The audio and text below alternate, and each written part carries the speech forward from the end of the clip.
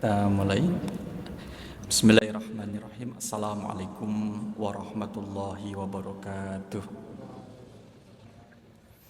Alhamdulillahilladzi bi ni'matihi tatimmus shalihat. Asyhadu an la ilaha illallah wahdahu la syarikalah. Wa asyhadu anna Muhammadan abduhu wa rasuluh la nabiyya ba'dah. Allahumma shalli wa sallim ala nabiyyina wa rasulina Muhammad sallallahu alaihi wasallam wa ala alihi wa ashabihi wa man tabi'ahum bi ihsani ila yaumiddin. Qala Rasulullah sallallahu alaihi wasallam, innama bu'ithtu liutammima makarimal akhlaq.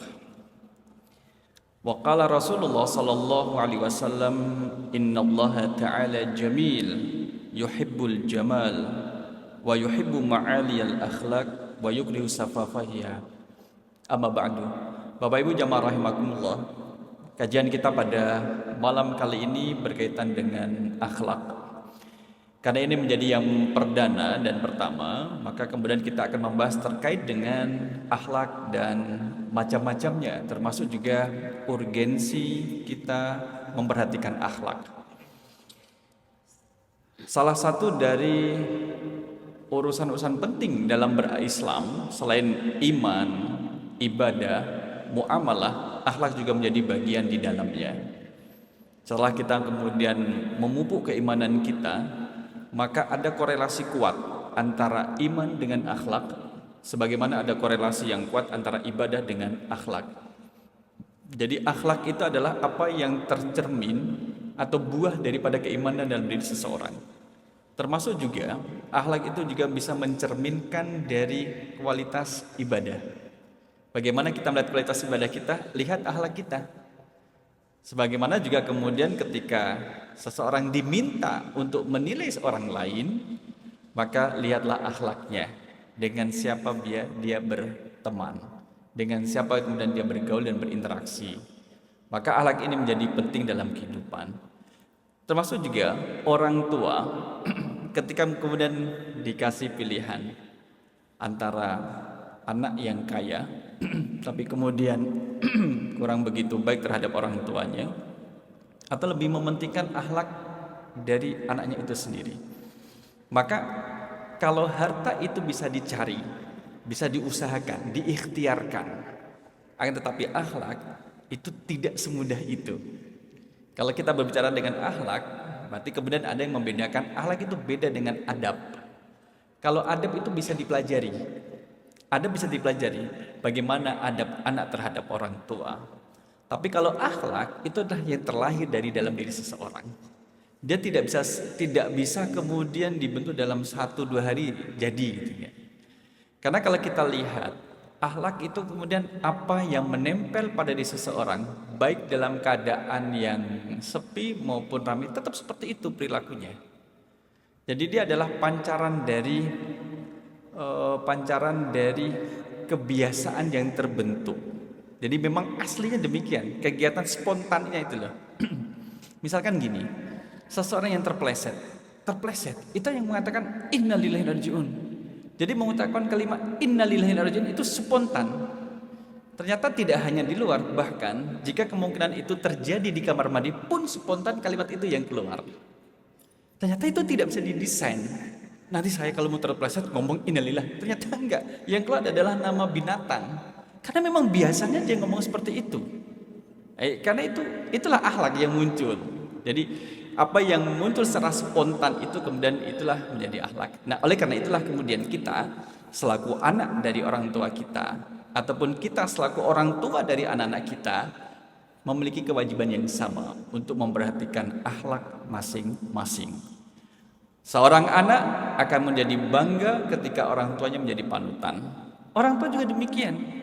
Bangga, senang di hadapan Allah ketika anaknya itu memiliki akhlak yang baik.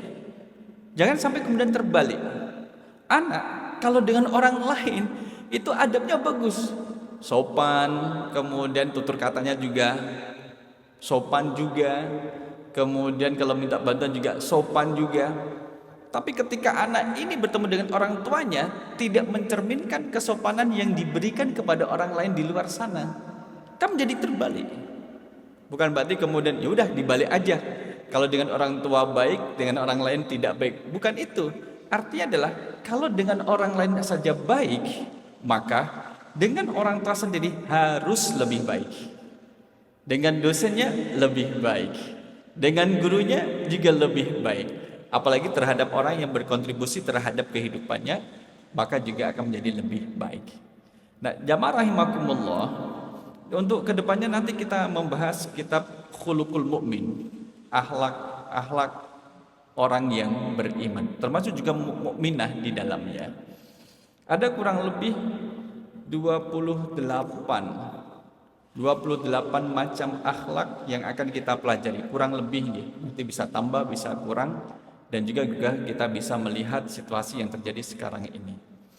Jamaah rahimakumullah, di sini kita mengutip dari pendapat Imam Ghazali berkaitan dengan akhlak. Nanti kita masuk terkait dengan kenapa kita harus berakhlak. Akhlak adalah sifat yang tertanam dalam jiwa yang menimbulkan perbuatan-perbuatan dengan gampang dan mudah, spontan, tanpa memerlukan pemikiran dan pertimbangan. Tanpa memerlukan pemikiran dan pertimbangan. Karena ini munculnya spontan. Tapi kalau misalkan ada orang saya tak rapi-rapi dulu deh, lewat depannya baik gitu, gak ada orang, kembali lagi kepada kebiasaannya. Kemudian mohon maaf, misalkan ketika bersin, kalau mau melihat akhlak seseorang itu dalam ketersendirian, kalau dia bisa menjaga bersinnya, berarti ketika ada orang dia akan tetap menjaga bersinnya. Ada yang kemudian kebalik, ketika ada orang lain kemudian dijaga betul bersinnya, tapi kalau nggak ada orang lain, wah biasa saja. Termasuk juga mohon maaf ketika sedang buang angin, kalau ada orang lain kemudian ditahan gitu, kalau tidak ada orang lain, wah keluar seenaknya saja. Nah, akhlak itu ya yang nampak tadi, yang nampak ketika tidak ada orang lain, itu akhlaknya sebenarnya di situ. Nah, ketika dia ada orang lain, itu namanya bagian daripada adab. Itu adab. Sehingga kalau di ranking bahwa akhlak itu lebih tinggi dari adab, jika melihat bahwa akhlak itu berbeda dengan adab. Sekalipun kita tidak memungkiri bahwa ada menyamakan, Ustaz, adab itu ya akhlak itu ya etika. Tapi dalam pertimbangan kami bahwa akhlak itu adalah lebih tinggi dari etika dan dari adab. Jamaah rahimakumullah, ketika Imam Ghazali mengatakan bahwa sifat yang tertanam dalam jiwa yang menimbulkan perbuatan, ada kalanya ucapan, ada kalanya kemudian tindakan, tangan, kaki, ya. Kemudian dengan gampang dan mudah, spontan, keluar dengan gampang dan mudah, tanpa memerlukan pemikiran dan juga pertimbangan. Ini setiap kita itu punya potensi yang sama untuk memiliki akhlak yang baik dalam kehidupan ini. Dan akhlak kadang juga bisa berubah, jamaah rahimakumullah. Di usia remaja dia memiliki akhlak yang baik, ketika dewasa berubah karena ada faktor yang mempengaruhinya. Kemudian sesuatu yang menetap di dalam jiwa dan muncul dalam perbuatan dengan mudah tanpa memerlukan pemikiran terlebih dahulu. Nah, itulah kemudian bagian daripada akhlak. Maka akhlak itu bukan perbuatan semata, bukan kekuatan dan ma'rifah. Akhlak adalah kemudian disebut dengan hal, keadaan. Hal. Kalau Imam Az-Zarnuji menggunakan kata hal dalam ilmu. Ilmu yang kemudian dipelajari adalah ilmul hal. Tidak semua ilmu harus kita pelajari karena ada keterbatasan dalam diri kita untuk mempelajarinya. Ketika malayudraku kullu la yutraku kullu, kalau tidak mampu mempelajari secara semuanya, jangan ditinggalkan semuanya. Maka dalam istilah Imam Az-Zarnuji adalah ilmul hal, ilmu keadaan. Kita dalam keadaan apa? Ilmu itulah yang harus dipelajari. Sebagaimana seorang muslim memiliki kewajiban untuk mendirikan salat 5 waktu, ilmu yang berkaitan dengan salat itu harus dipelajari. Yang kemarin saudara kita yang hendak melaksanakan ibadah haji, ilmu yang berkaitan dengan haji itu yang harus dipelajari. Termasuk kemudian yang akan melaksanakan umrah setelah nanti dibuka, ilmu yang berkaitan dengan umrah itu yang harus dipelajari. Itu ilmu hal. Jadi tidak semua ilmu kita pelajari karena keterbatasan usia dan kemampuan kita, tapi yang dalam kondisi apa kita memerlukan ilmunya harus kita pelajari. Itu adalah ilmu hal. Nah, kaitannya dengan akhlak ini adalah akhlak menggambarkan hal, keadaan kita sebagai mana seorang talibul ilmi, pencari ilmu, maka perlu ilmunya, perlu ilmu adab ketika mencari ilmu yang kemudian dari adab bisa membentuk akhlak seseorang. Ada definisi yang lain, misalkan akhlak adalah sifat yang tertanam dalam jiwa, melahirkan bermacam-macam perbuatan baik atau buruk tanpa membutuhkan pertimbangan. Jadi kalau misalkan akhlak orang yang terpeleset, contoh ya sebagai contoh terpeleset, kemudian mengeluarkan kata-kata buruk, itu ya akhlaknya, itu akhlak gitu. Orang terpeleset kemudian mengatakan kalimat yang baik, itu akhlak. Jadi akhlak itu kemudian menjadi sesuatu yang netral, dia bisa berdampak baik, positif jika perilakunya baik, dan akhlak itu bisa menjadi buruk karena perilakunya menjadi perilaku yang buruk. Jadi apakah kemudian akhlak kita bisa disebut dengan kebiasaan? Dia lebih dalam dari suatu kebiasaan. Jadi apa yang tertanam dalam diri kita. Maka kita itu bisa mengetahui akhlak kita masing-masing dalam keadaan yang spontan, apalagi kemudian dalam keadaan sendiri, tidak banyak orang lain. Kalau masih ada orang lain, kadang kita atur, kita desain jalannya bagaimana, itu masih bisa didesain. Karena kita masih sadar. Atau kemudian ketika makan dilihat orang lain, makannya sopan, dikit-dikit, tapi ketika tidak ada orang lain, wah kemudian masuk seolah-olah tidak dikunyah, langsung ditelan. Nah, itulah akhlaknya gitu. Yang terakhir itu adalah akhlaknya. Maka misi dari Nabi SAW diutus ke dunia ini adalah innama bu'itsu liutammima salihal akhlak. Innama bu'itsu, sesungguhnya aku hanyalah diutus liutammima, untuk menyempurnakan salihal akhlak, akhlak yang luhur. Jadi akhlak. Jadi kemudian gini ya marhamakumullah. Setiap muslim dituntut memiliki akhlak yang baik. Kalau dia tidak memiliki akhlak yang baik, keislamannya akan terancam. Setiap mukmin dituntut memiliki akhlak yang baik. Kalau tidak memiliki akhlak yang baik, keimanan terancam. Ancamannya bagaimana? Bisa kemudian berkurang, menipis, bisa jadi, atau bahkan kemudian bisa menjadikan pahalanya itu menguap. Yang kalau istilah hadis disebut dengan muflis. Atadruna manil muflis? Tahukah kamu siapakah orang yang bangkrut itu? Ternyata orang yang bangkrut itu memiliki latar belakang ibadah yang bagus. Rajulun ya'ti min ummati yaumal qiyamah bi sholatin wa siyamin wa zakatin. Orang yang disebut dengan bangkrut tadi, jamaah rahimakumullah, bangkrut kemudian rugi, ternyata dia adalah al-ibadah. Karena di hari kiamat nanti dia termasuk salah satu bagian dari umat Nabi Muhammad sallallahu alaihi wasallam dan memiliki pahala sholatin wa siyamin wa zakatin. Dia punya pahala salat, dia punya pahala puasa, dia punya pahala zakat. Bukankah ini orang ahli ibadah? Iya, ahli ibadah. Karena tidak menjaga akhlaknya, maka terancam. 3 pahala ibadah utama ini itu menjadi terancam. Kenapa? Qad syatama hadza. Orang ini mencaci maki orang lain. Dia salat tapi mencaci maki orang lain. Dia taat terhadap kewajiban salat, menjaga salat 5 waktu, tapi kemudian tidak taat terhadap akhlak yang buruk yang harus dia jauhi, yaitu mencaci maki orang lain. Ya kan? Nah, jangan kemudian mengatakan bahwa nggak apa-apa, dia memang pantas dicaci maki. Tidak apa-apa, saya punya pahala yang banyak. Masih lebih-lebih lah kalau untuk membayar hinaan saya terhadap dirinya. Tidak, jangan meremehkan. Qad syatama hadza. Yang kedua, wa qadzafa hadza, memfitnah orang lain. Jadi ini memfitnah. Dia salat iya, puasa iya, puasa. Zakat iya. Tapi menghina orang lain. Bahkan kalau dalam Al-Qur'an disebutkan la yaskhar qaumun min qaumin asa ayyakunu khairan minhum. Janganlah suatu kaum itu menghina kaum yang lain, boleh jadi kaum yang dihina itu lebih baik daripada yang menghina. Sebagaimana kemudian ketika kita di jalan, janganlah kemudian menghina orang lain. Kendaraannya jelek, bajunya lusuh, kemudian penampilannya kusut. Boleh jadi yang mereka yang dianggap hina, rendah itu lebih baik di mata Allah daripada yang menghinanya. Nah, yang ketiga adalah kemudian wa akala mal hadza bil batil.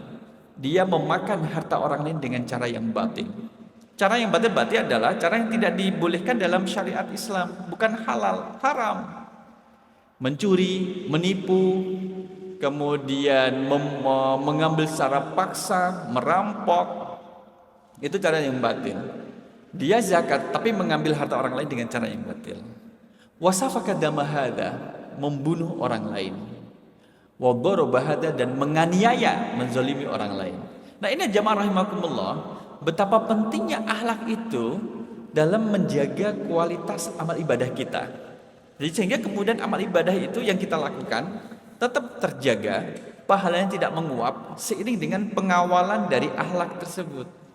Ya, bayangkan kemudian orang yang melakukan ibadah yang sulit untuk dilakukan oleh orang lain. Kemudian contohnya apa? Seperti ibadah mencium hajar aswad, itu kan sulit. Bagi kita yang dari Indonesia misalkan, pergi ke tanah suci itu perlu dana besar. Kalau mengandalkan haji itu nunggu waktu yang lama. Kemudian yang bisa berangkat dengan umrah itu perlu biaya juga 30-an juta misalkan. Nyampe sana belum tentu bisa mencium hajar aswad karena keramaiannya. Berangkatnya perlu biaya besar, kemudian perlu usaha yang besar. Nyampe sana belum tentu bisa mencium hajar aswad. Di saat bisa mencium hajar aswad dengan perjuangan itu, kemudian dia pamer-pamerkan pada orang lain, ini loh saya. Ternyata dari sekian banyak orang Indonesia di tanah suci, tidak banyak yang bisa mencium hajar aswad seperti saya ini gitu. Muncul niatnya adalah niat riya, pamer, kemudian memperlihatkan pada orang lain. Salah satu yang didapatkan dengan susah ternyata kemudian menguap dengan mudah. Pahalanya itu menguap dengan mudah karena dia riya. Itu juga bagian daripada akhlak. Maka kalau orang yang sukanya adalah suka memperlihatkan amal perbuatannya, baik kemudian secara online maupun offline, kamu riya ya? Enggak, saya enggak riya. Sekalipun dia mengatakan tidak riya, tidak pamer, Allah kan tetap mengetahui apa yang berada dalam dirinya itu. Itu yang menjadikan amalan itu menguap sia-sia. Maka innama bu'itsu liutammima shalihal akhlak. Nah, maka ketika kita memiliki merawat akhlak yang baik di dalam diri kita, pasti ada onak duri dan cabarannya. Ada tantangannya Bapak Ibu. Godaannya itu ada. Setan itu paling tidak suka kalau melihat orang akhlaknya baik, apalagi terus-terusan. Maka kadang ada tulisan ojo leren dadi wong apik. Kadang kita itu dibuat bosan. Kadang digoda, kamu sudah terlalu sering, sudah terlalu banyak berbuat baik. Mbok sekali-kali ki yo ngopi, kemudian sesekali itu minum yang apa namanya, tua atau apa ya, yang ciu gitu. Nanti kemudian diarahkan pada yang beralkohol dan sebagainya. Nggak apa-apa, godaannya selalu ada. Nah itu selalu ada. Maka innama bu'itsu liutammima shalihal akhlak. Rasul SAW memulai dengan innama, hanyalah bu'itsu, aku diutus liutammima, untuk menyempurnakan salihal akhlak, akhlak yang luhur. Jamaah rahimakumullah, maka di sini kemudian memang ada korelasi seperti yang kita sampaikan di awal tadi. Akhlak dan iman adalah bagian dasar pondasi dalam kehidupan manusia. Iman dan akhlak, akhlak dan iman. Maka saat orang tua mengajarkan suatu ilmu kepada anaknya yang mulai bisa mendengar, mulai bisa melihat, mulai bisa berucap, kemudian ditanamkanlah nilai keimanan sesuai dengan tingkat pemahaman sang anak. Sehingga pemahaman tauhid yang baik yang dijelaskan oleh orang tua terhadapnya itu kemudian akan diikuti dengan perilaku yang baik juga atas didikan orang tua. Karena yang kalau siapa yang membentuk akhlak seorang anak, yang paling berperan adalah orang tua. Karena pembentukan akhlak itu sejak dini, yang sering dilihat oleh anak di rumah adalah orang tua, keluarganya. Itu yang kemudian membantu. Kalau misalkan hari-hari anak itu dihadirkan perilaku orang tua yang jujur, anak kemudian dalam pertumbuhan psikologinya dia akan terdorong menjadi orang yang jujur.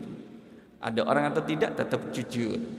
Ketika kemudian dia tidak jujur, dijelaskan oleh orang tuanya bahwa orang yang tidak jujur itu hina.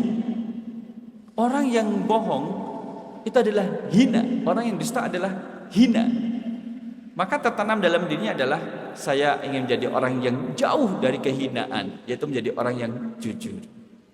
Ketika orang tua kemudian menghadirkan percakapan orang tua, suami istri, bapak dengan ibunya, percakapan yang baik, jauh dari perkataan-perkataan hewani, Anak juga akan akan coping di dalam dirinya bahwa perilaku kalau berkomunikasi dengan kalimat yang baik.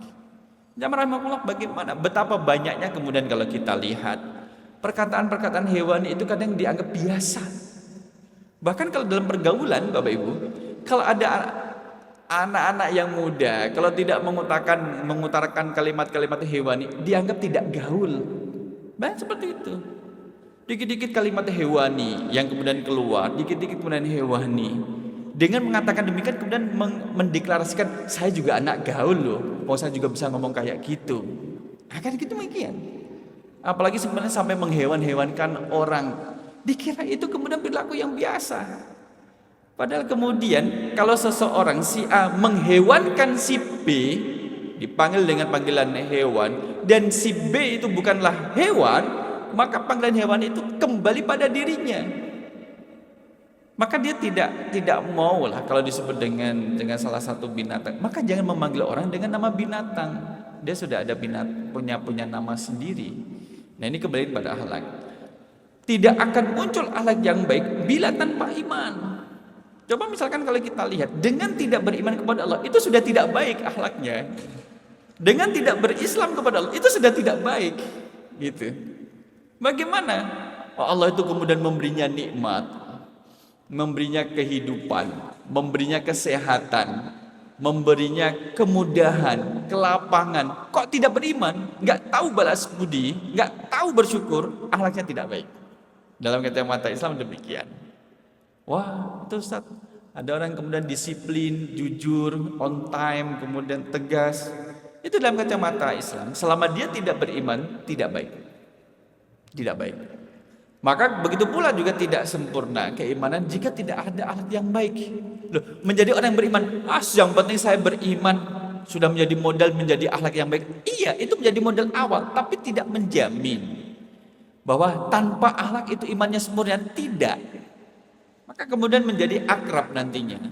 Dan akhlak dan keimanan tidak dapat dipisahkan dalam diri seseorang.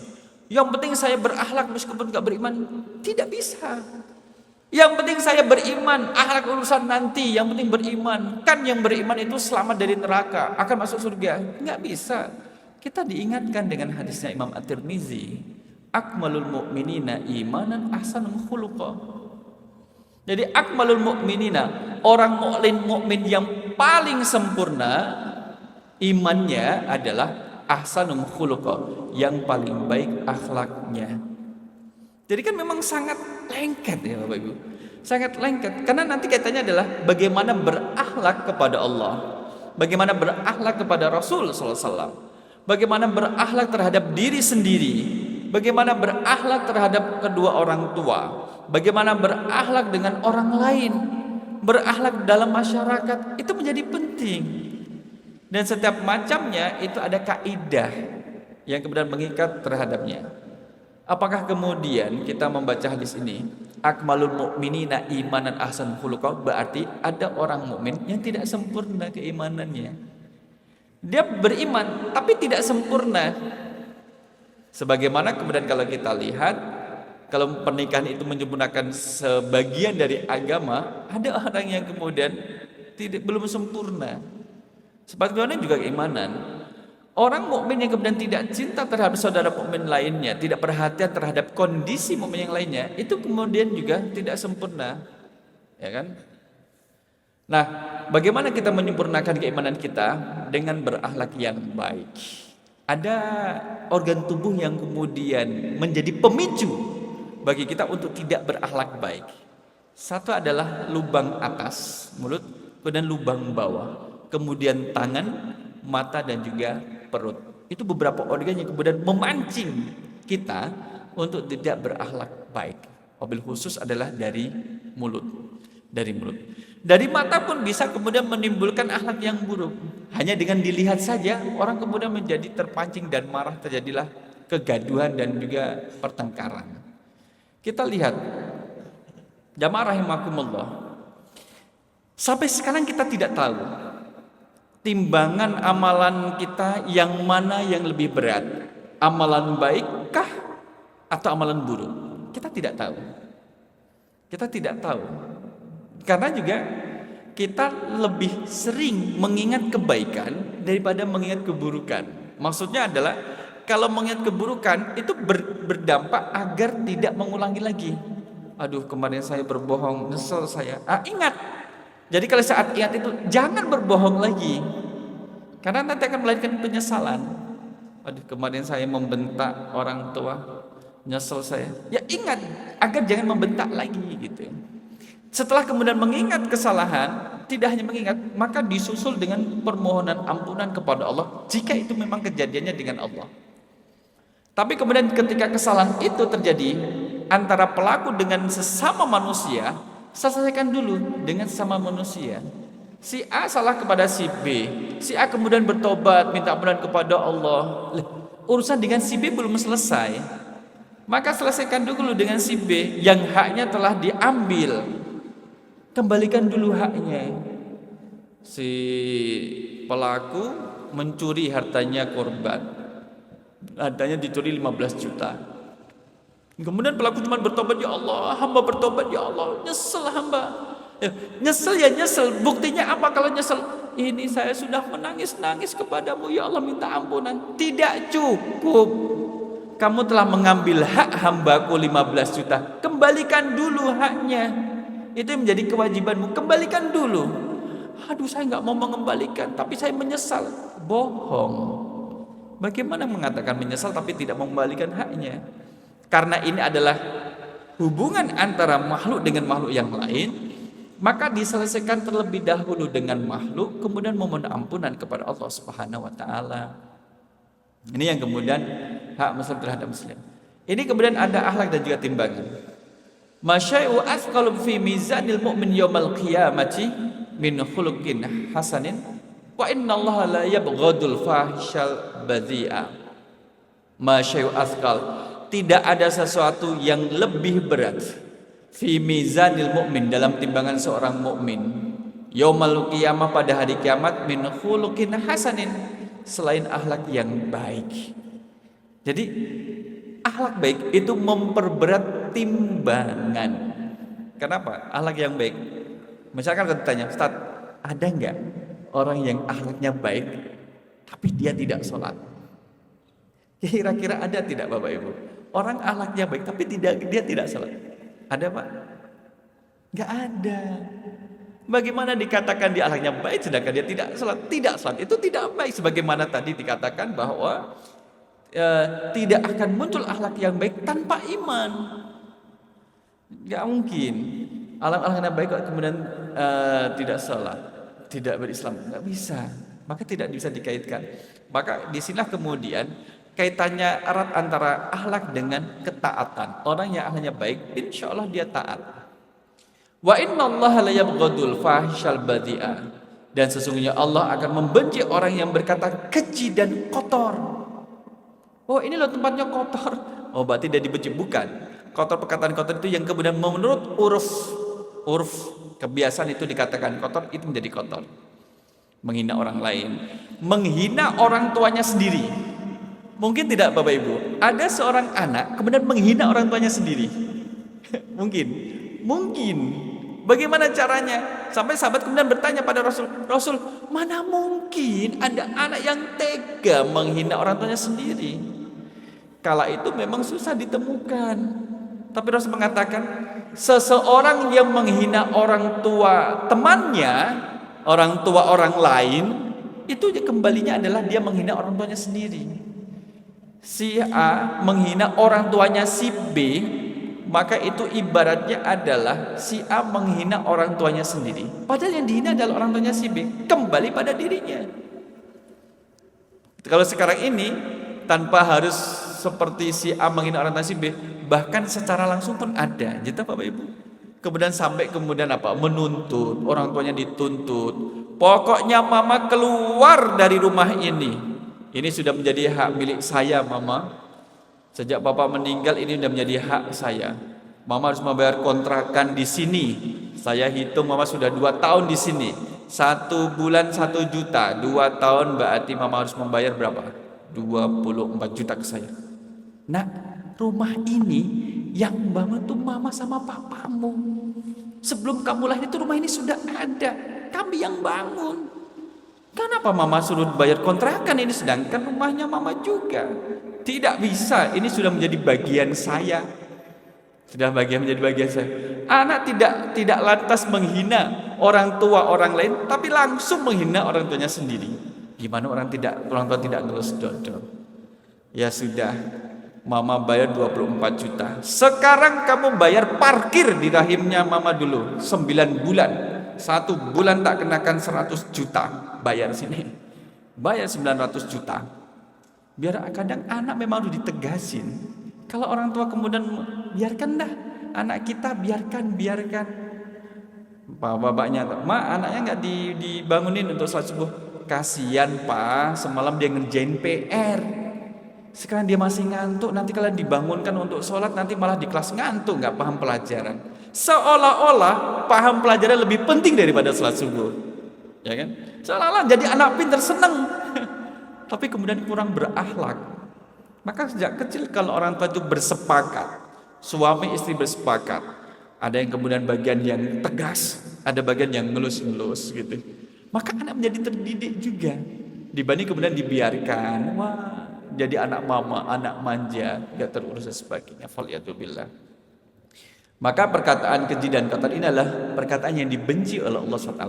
Jadi jangan kemudian berpikir, oh orang ini kok bebas ya mengatakan kata-kata hewani kepada orang lain. Jangan dipikir mereka akan tenang-tenang saja. Yang demikian itu jamaah rahimakumullah. Di saat orang ini anak muda yang kemudian mengatakan kata-kata hewani, di saat dia sendiri kadang mengalami kegelisahan secara psikologis. Ia akan mengalami kegelisahan. Ketika ada orang lain, dia tutupi kegelisahannya itu, sehingga orang lain tidak mengetahui kalau dia sedang gelisah. Gelisahnya adalah dari ucapan keji dan kotor yang keluar dari mulutnya atau dari tangannya, tulisannya itu. Maka orang tua kita ya, orang tua sekarang ini satu sisi kita senang dengan prestasi putra-putri kita, tapi sisi lain kita punya tanggung jawab untuk mengawal akhlak mereka. Jadikan mereka menjadi bangga menjadi anak-anak kita. Jamaah rahimakumullah. Su'ila Rasulullah sallallahu alaihi wasallam an aktsari ma yudkhilun nasal jannata. Jadi Rasul SAW pernah ditanya, Rasul, apa amalan yang bisa menjadikan sebab seseorang itu kemudian Allah masukkan ke dalam surganya? Jazakallahu khair. Itu kemudian ditanya, maka Rasul menjawab, qala taqwallahi wa husnul khuluq. Bertakwa kepada Allah dan berakhlak yang baik. Bertakwa kepada Allah, berakhlak yang baik. Kalau bertakwa kepada Allah hubungannya adalah vertikal, kita dengan Allah, berakhlak yang baik itu akan didominasi dalam hubungan horizontal kita dengan sesama. Sekalipun nanti ada akhlak dengan Allah, tapi akhlak dengan sesama itu lebih dominan. Jadi orang yang kemudian amalan yang menjadi sebab kebanyakan orang dimasukkan ke dalam surga adalah takwa kepada Allah dan husnul khuluq, berakhlak yang baik. Wasu'ila an aktsari ma yudkhilun nasan nar. Rasul juga ditanya, Rasul, amalan apa yang menjadikan sebab orang itu Allah masukkan ke dalam neraka? Maka Rasul menyampaikan adalah al-fam wal faraj, adalah mulut dan kemaluan. Inilah dua lubang, satu di atas, satu di bawah. Kalau satu yang di lubang atas itu kemudian identik dengan menyerang orang lain, menghinakan orang lain. Kalau lubang bawah menghinakan diri sendiri. Dan dua-duanya menjadi terhina. Dia menjadi terhina, baik lubang atas atau lubang bawah. Lubang bawah. Maka Abu Ammar atau Mahmud Al-Masri itu menyebutkan, inilah dua sebab, dua lubang yang kemudian berkontribusi banyak terhadap jatuhnya seseorang di dunia, hinanya seseorang di dunia. Oleh karena ini kalau kita lihat mulut kita ini kan kemudian dikunci dengan dua alat kunci. Satu kunci pertama adalah gigi, ketika sudah bertemu maka akan membatasi lidah kita untuk tidak berkata seleluasa sebagaimana gigi terbuka. Kalau masih bisa berbicara di saat gigi atas dengan gigi bawah bertemu masih bisa berbicara, ditutup lagi dengan, dikunci lagi dengan bibir, maka sudah tidak keluar. Betapa dobelnya kunci untuk menjaga lisan seseorang. Nah, demikian juga mohon maaf kemalan. sudah disembunyikan kok masih kemudian menjadi sebab orang jatuh pada kehinaan, itu memang menunjukkan betapa akhlaknya sudah menjadi tidak baik. Nah, ini kemudian kita harus saling menjaga. Tidak kemudian tunjuk hidup, karena laki-laki, karena perempuan. Tidak juga, karena pelaku syahwat yang kemudian menggoda dalam diri seseorang. Ini jamaah rahimakumullah. Jadi dua amalan yang kemudian dua hal yang ditanyakan oleh sahabat kepada Rasulullah SAW, ternyata akhlak itu bisa menjadi sebab seseorang dimasukkan oleh Allah ke dalam surganya, dan semoga kita termasuk di dalamnya, amin. Bagaimana dengan hadis yang lain? Maka kemudian di sini kalau kita lihat dalam hadis ini agak kecil, inna min ahabbikum ilayya Inna min ahabbikum ilayya wa afarra bikum minni majlisan yaumal qiyamah wa hasinukum akhlaqa. Yang paling aku cintai, jadi min uhibbu, jadi sesuatu yang paling dicintai oleh Rasul dari kita adalah, dan juga yang paling akrabu, ini adalah akrabukum minni, yang paling dekat denganku yaitu Rasul. Majlisan, tempat duduknya di hari kiamat nanti adalah mereka yang paling bagus akhlaknya. Jadi akhlak juga. Nah kan jamaah rahimakumullah, akhlak kan kemudian tidak bisa diwariskan. Ya, akhlak sebagaimana keimanan tidak bisa diwariskan. Tak warisi akhlakku, ya tak warisi itu. Ada yang mohon maaf, orang tuanya tidak baik, anaknya menjadi baik. Ya kan? Orang tuanya baik, anaknya menjadi tidak baik. Nabi Nuh alaihissalam kemudian dengan Kan'an putranya. Ada kemudian juga bapaknya tidak baik, anaknya jadi baik. Nabi Ibrahim alaihissalam dengan bapaknya disebut dalam tafsir sebagai Azar. Itu menjadi penyembah patung dan berhala, dan pembuat patung berhala sekaligus. Artinya kemudian tidak bisa diwariskan, tapi kemudian bisa dibentuk dalam diri seseorang. Siapa yang bentuk? Ya kita. Sekalipun nanti ada stimulus dari orang-orang sekitar, dari lingkungan orang-orang yang berada di sekitarnya, dari lingkungan tempat tinggalnya, dari apa yang dia baca, dari apa yang dia makan dan dia minum, itu juga berpengaruh. Maka orang yang kemudian makan makanan yang haram, yang keluar dari mulutnya sesuatu yang buruk juga. Apa yang kemudian kita dengar sesuatu yang buruk, nanti juga akan keluar dalam perkataan yang buruk juga. Nah, ternyata di sini akhlak juga menempati tempat yang mulia, adalah menjadi orang yang dekat dengan Nabi SAW di hari kiamat nantinya. Nah, ini yang kemudian semisal dengan yang hadis di atas tadi riwayat Ahmad Tirmizi. Jamaah rahimakumullah, dalam penelusuran saya, hadis yang berkaitan dengan akhlak itu banyak diriwayatkan oleh Imam At-Tirmizi. Dalam slide ini, dari nanti di pembahasan yang lain, masalah yang lain, bagian daripada akhlak yang terpuji, mungkin dari riwayatnya berbeda. Ma min syai'in yudha'u fil mizani athqalu min husnil khuluq wa inna sahiba husnil khuluq la yablughu bihi darajata sahibis shaumi was salati. Bahkan derajat orang yang memiliki akhlak yang baik itu kemudian bisa menggapai, menyamai derajat orang yang ahli puasa dan ahli salat. Ma min syai'in yudha fi mizani athqal min husnil khuluq. Tidak ada sesuatu amalan yang jika diletakkan dalam timbangan lebih berat dari akhlak mulia. Sesungguhnya orang yang berakhlak mulia bisa menggapai derajat orang yang rajin puasa dan rajin salat.